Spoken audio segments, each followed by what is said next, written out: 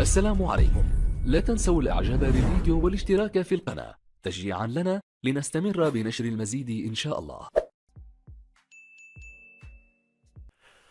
Bonjour, bienvenue dans cette vidéo dans laquelle on va traiter un sujet très important en analyse, c'est la notion de suite numérique. Donc on va consacrer cette vidéo pour voir des généralités. On va commencer tout d'abord par un exemple d'introduction. On considère une liste de nombres formée par tous les nombres impairs rangés dans l'ordre croissant, c'est-à-dire 1, 3, 5, 7, 9, 11, ainsi de suite. Alors, cette liste de nombres, on peut la numéroter, c'est-à-dire on va noter le premier nombre ou bien le premier élément de cette liste U0, le deuxième U1, le troisième U2, ainsi de suite. Donc U0 c'est 1, U1 c'est 3, U2 c'est 5, U3 c'est 7. Voilà, on a ainsi défini une suite numérique. Alors, cette suite numérique ou bien cette liste, on peut la schématiser par une fonction, c'est-à-dire on peut lui associer une fonction définie sur n par donc l'expression suivante. La fonction c'est u, donc allant de n vers r, c'est-à-dire on va prendre comme antécédent des entiers naturels, et pour chaque entier naturel on va avoir une image, c'est u de n, pardon, et à la place de u de n on va noter seulement l'image UN. D'accord, donc maintenant rigoureusement, c'est quoi une suite? Une suite en maths, une suite on la note souvent par U, V, W, etc. C'est une fonction qui est associée à tout nombre entier naturel, n, un nombre réel, noté par UN. Les nombres réels UN sont appelés, au lieu de dire que ce sont les images, on les appellera donc les termes de la suite. Et les nombres entiers naturels N sont les indices ou bien les rangs. C'est-à-dire, au lieu de dire U indice N, on dit seulement UN. La suite U peut également se noter par U indice N entre parenthèses, ou bien U indice n, et on montre bien sûr l'ensemble de départ de n, qui peut être soit n tout entier, c'est-à-dire on va commencer donc de 0, 1 jusqu'à etc., jusqu'à l'infini, ou bien on peut mettre un entre parenthèses, n appartient à n étoile, si on veut commencer de numéroter au-delà de 1, c'est-à-dire à partir de 1, n égale à 1, le premier terme sera dans ce cas c'est U de U1. Mais intuitivement parlant, une suite c'est une liste infinie ordonnée de nombres réels. Une liste, par exemple, trouver cette liste dans les menus des restaurants ou bien dans le codage en informatique, etc. En 0 et 1 des caractères, et ainsi de suite. Ces nombres réels sont les termes de la suite et les indices correspondent à la position du terme dans la liste. Alors, une remarque très importante, c'est qu'il ne faut pas confondre l'écriture UN entre parenthèses avec parenthèses bien sûr, qui désigne la suite tout entière, c'est-à-dire quand on veut parler de la suite, quand on veut qualifier la suite par minorée, majorée, pardon, décroissante, croissante et ainsi de suite, on parle de la suite tout entière, donc on va mettre UN entre parenthèses.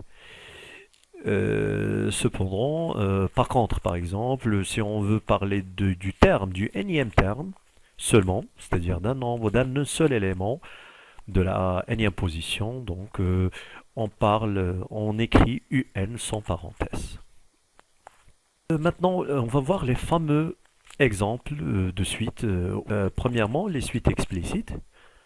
Les suites explicites, c'est-à-dire les suites qui sont définies par une formule en fonction de n et qui permettent de calculer chaque terme directement en remplaçant n par un nombre entier naturel. Par exemple, la suite est définie par un est égal 2n plus 1 sur 3. Alors pour calculer u de 100, on peut juste remplacer n par 100. et Vn est égal à 2 à la puissance n plus 1, ainsi de suite. On remarque que ces suites sont définies explicitement par une formule en fonction de n. Alors, le deuxième type qu'il faut savoir, ce sont les suites récurrentes. Qu'est-ce que ça veut dire une suite récurrente? Une suite récurrente, c'est une suite qui est définie par... premièrement, on va donner les premiers termes.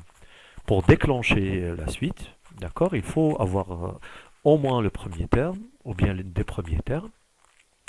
En plus de ces premiers termes, il faut avoir une formule qui permettra de calculer chaque terme à partir des termes précédents. Notons par exemple les deux exemples ici, les deux suites UN entre parenthèses et WN. La première suite est définie par son premier terme U0 est égal à 1 et l'expression ou bien la formule UN plus 1 est égal à 2UN moins 3. Qu'est-ce que ça veut dire? On peut traduire cette expression tout simplement en disant pour calculer un terme, il faut prendre le terme qui lui précède, le multiplier par 2 et soustraire 3. On vient retirer 3.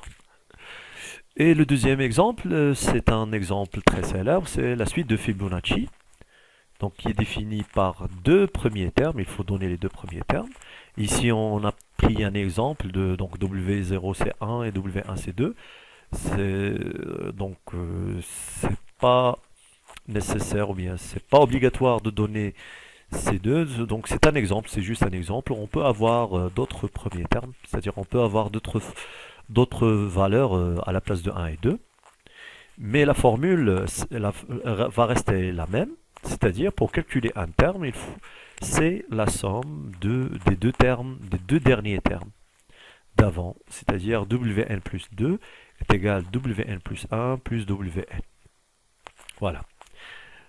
Alors, ces suites récurrentes sont dites aussi des suites implicites, ou bien pourquoi? Parce que pour calculer un nombre, un terme, par exemple de position 100, W100, ou bien W, ou bien U200, U2000, bien sûr il faut connaître tous les termes qui précèdent, c'est-à-dire de U20 ou bien de W0 jusqu'à W99 par exemple. Alors, une suite minorée, une suite majorée, une suite bornée. Qu'est-ce que ça veut dire? Une suite minorée, si seulement ici, il existe un nombre réel, un minorant, on va l'appeler un minorant, tel que quel que soit n appartenant à i, c'est quoi i? I, c'est un ensemble inclus dans n. D'accord? Quel que soit n appartenant à i, la suite un est supérieure, ou bien le terme un est supérieur ou égal à petit n. Tout simplement, et ainsi de suite. Donc vous remarquez que c'est la même définition pour les fonctions, mais à la place des intervalles, i ici ne désigne pas un intervalle, il va désigner un ensemble inclus dans n. D'accord? Et tout simplement, une suite majorée, c'est la même façon. Une suite bornée, c'est-à-dire si elle est à la fois minorée et majorée. D'accord. Alors, c'est quoi le petit thème, c'est quoi le grand thème? Alors, souvent, on donne ces réels, on les trouvera dans les données de l'exercice, c'est-à-dire la question qui va se poser, c'est montrer par exemple que cette suite est minorée par un tel nombre, ou bien il est majoré par un tel nombre, ainsi de suite. Voilà, maintenant, on va passer pour voir des exemples. Alors on va commencer par l'exercice 1, soit UN, la suite est définie par son expression explicite, UN en fonction de n, d'accord? Alors on remarque ici, donc on n'a pas imposé une condition sur n, c'est-à-dire on n'a pas écrit quelque chose. Ici, ça veut dire que n appartient à n par défaut, d'accord? C'est-à-dire le premier terme sera U0. La première question montrait que la suite UN, vous remarquez ici pour parler de la suite, il faut mettre UN entre parenthèses. Donc la suite est majorée par 3 sur 4. Alors comment on va répondre à cette question? Tout simplement, quel que soit n appartenant à n, on va calculer la différence de UN et 3 sur 4, pardon. Donc UN moins 3 sur 4 est égal à 3n moins 2 sur 4n plus 1 moins 3 sur 4. Et on va essayer de déterminer le signe de cette différence. Donc on unifie le dénominateur, ça va être 4 facteurs 4n plus 1. Ici donc c'est 4 fois 3 c'est 12n moins 8, moins 12n moins 3, qui va donner finalement, donc on va simplifier par 12n, va donner moins 11 sur 4 facteurs de 4n plus 1. Or, le n, c'est un entier naturel, donc ce nombre va être strictement négatif. Par conséquent, ceci est équivalent à dire que quel que soit n appartenant à n, un est inférieur à 3 sur 4. Et bien sûr, puisqu'on a inférieur strictement, on peut passer à inférieur ou égal, mais c'est suffisant pour dire que, donc, d'où le résultat, d'où un est majoré par 3 sur 4. C'est-à-dire, tous les termes qu'on va calculer, quel que soit n appartenant à n, tous les termes ne vont pas dépasser 3 sur 4. Alors de même pour l'autre question, montrer que un maintenant est minoré par moins 2. Alors, quel que soit n appartenant à n, et n'oublions pas, bien sûr, pour travailler avec n, la variable n ici, donc il ne faut pas oublier le quantificateur. un moins 2, on va prendre la différence, c'est tout simplement un plus 2, on va remplacer, c'est 3n plus 2 sur 4n plus 1 plus 2, d'accord, et on va unifier l'autre dénominateur, ça va donner 3n moins 2, plus 8n plus 2. En simplifiant par ici par 2, on va trouver 11n sur 4n plus 1, qui est supérieur ou égal à 0. Pourquoi? Parce que 11n c'est positif, et 4n plus 1 c'est strictement positif. Donc ce qui équivaut à dire que quel que soit n appartenant à n, un est supérieur ou égal à moins 2, d'où on peut dire tout simplement que un est minoré maintenant, minoré par moins 2. Voilà. En conclusion, donc, il n'est pas demandé ici, mais on peut la mettre. La suite un est une suite bornée. Est une suite bornée. Pourquoi? Parce qu'il est minoré et majoré. D'accord? Une suite bornée. Par quoi? Par moins 2 et 3 sur 4.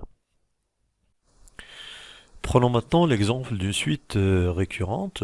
Alors soit un, la suite définie par son premier terme, c'est u0 est égal à 1, et la formule de récurrence, c'est un plus 1 est égal à 1 demi un plus 1. D'accord? Avant de commencer la réponse, on peut par exemple, on peut prendre l'exemple du calcul de quelques premiers termes. C'est-à-dire, donc ici pour u0 c'est 1, et pour calculer u1, qu'est-ce qu'il faut faire? Donc ici, il suffit de donner la valeur 0 à n, ici. Donc pour n égale à 0, donc u1 c'est 1 demi fois le terme qui lui précède, c'est u0 plus 1. Alors 1 demi u0 c'est 1, c'est 1 demi fois 1 plus 1. C'est tout simplement 3 sur 2, et ainsi de suite.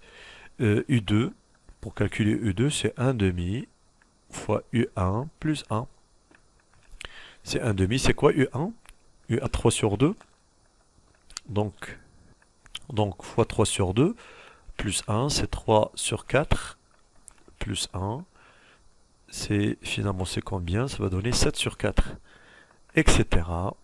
D'accord? Vous remarquez donc, cette méthode est plutôt un peu délicate pour calculer les termes, donc quand on avance dans les positions.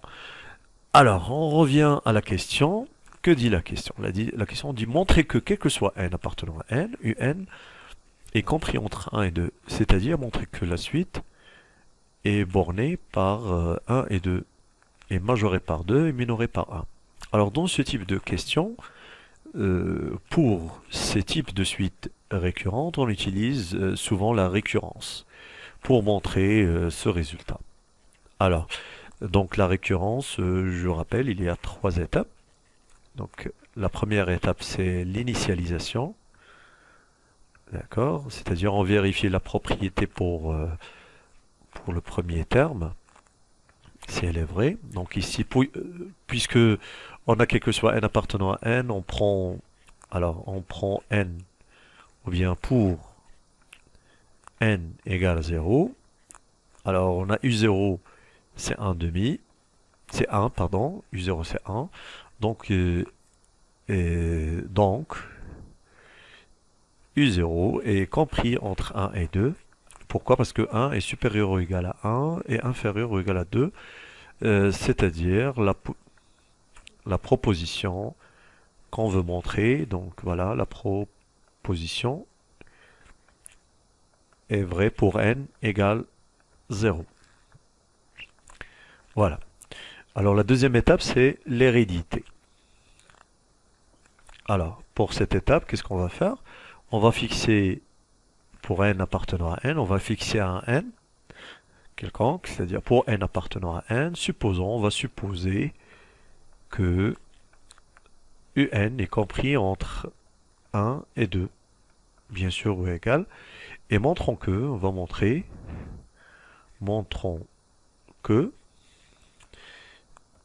un plus 1 est compris entre 1 et 2. C'est-à-dire, on va prendre cette expression encadrée comme donnée, d'accord? Comme donnée, comme valeur ajoutée pour montrer que un plus 1 est aussi compris entre 1 et 2. Alors, on va attaquer ce que je vais encadrer en rouge, d'accord? Voilà, on va montrer cet encadrement. Pour le montrer, on peut montrer, donc on peut le décomposer, c'est-à-dire montrer que un plus 1 une fois est supérieur à 1, une autre fois est inférieur à 2. Donc, je vais calculer la première différence. On va prendre en A, un plus 1 moins 1, je vais remplacer un plus 1 par sa formule, c'est 1 demi un plus 1 moins 1. Et ensuite, donc, je vais simplifier par 1, et ça va donner 1 sur 2 fois un. Or, un est supérieur à 1, c'est-à-dire supérieur strictement à 0, donc implique que un plus 1 va être supérieur strictement à 1. Et bien sûr, si on a strictement, ça veut dire... donc on peut passer à ou égal. Voilà, donc on a la première et une égalité. Je vais la noter 1. Ensuite, la deuxième. un plus 1 moins 2 maintenant, pour comparer entre les deux. Alors on va remplacer aussi, de même, plus 1 moins 2. Ça va donner combien? Ça va donner 1 sur 2 un moins 1. Voilà. On va unifier le dénominateur, donc c'est 2, ici un moins 2. Or, d'après ce qui précède, on sait que un est inférieur ou égal à 2, donc ce qui implique, puisque un est inférieur à 2, donc cette différence est négative.